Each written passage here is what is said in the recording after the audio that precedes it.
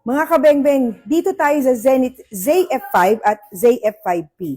Sa size and handling, ang ZF5P mas maikse, mas compact, pang tight spaces at mabilisang galaw, aggressive at CQB vibes. Ang ZF5 naman, mas mahaba ng konti, mas stable, mas chill gamitin sa range, balance, all-around use. Sa recoil and control, pareho silang roller delayed system. So parehong smooth ang recoil, pero dahil mas mahaba ang ZF5, mas steady siya sa mga follow-up shots.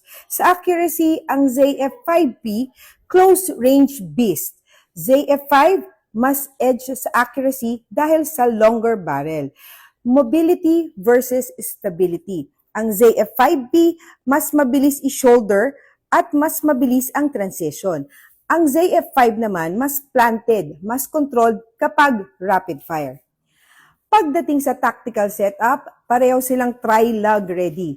Threaded barrel, compatible sa MP5 accessories, so parehong full tactical ready out of the box. Kung gusto mo ng compact, aggressive, pang close quarters domination, mag-ZF5P ka.